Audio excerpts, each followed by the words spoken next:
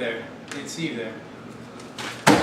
We're here to tell you the best way to prevent residents from creating fractures when they should be fixing them. So we think the best solution is for residents to practice on cadavers. First solution was to practice on dummies, but then we thought the transition between a dummy and a real thing and a cadaver and a real thing is much smaller, so we decided to work on cadavers. And another reason why we did that is because of the nerves that the operator is going to be having. When he goes in just working on dummies, his hand's going to be shaking like crazy, and he's not going to be able to control himself. That's when a mistake will happen. Or he goes in too enthusiastic and injures him that way. As you can see, working on a cadaver is much more realistic than working on a dummy. This elbow, this was a real elbow. It wasn't something that was manufactured in a lab. This belonged to a person. So why practice on cadavers versus just enhancing the curriculum that professors teach you in college? Well, working on cadavers is more beneficial because it gives you more of the hands-on experience that is necessary to perform in the medical field versus just enhancing the curriculum and making you more of a bookworm.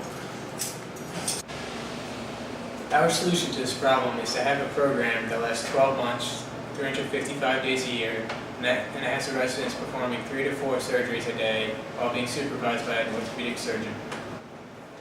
All we're asking for is a measly $840,000 for this one-year program, and we're extremely confident that is the best way and best use for this money put towards the best solution to the problem. On average, we figured a cadaver is $5,000, so we figured we'd go through a cadaver a week. Therefore, for 52 weeks, that'd be $260,000 just for cadavers. On average, an orthopedic surgeon makes about $1,600 a day.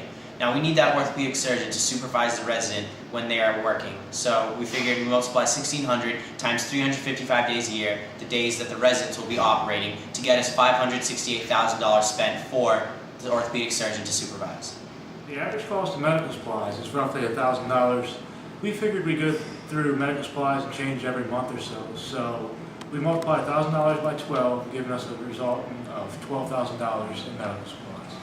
As a result of this, we came up with the final cost of $840,000, which is why we are asking you $840,000 to fund this project.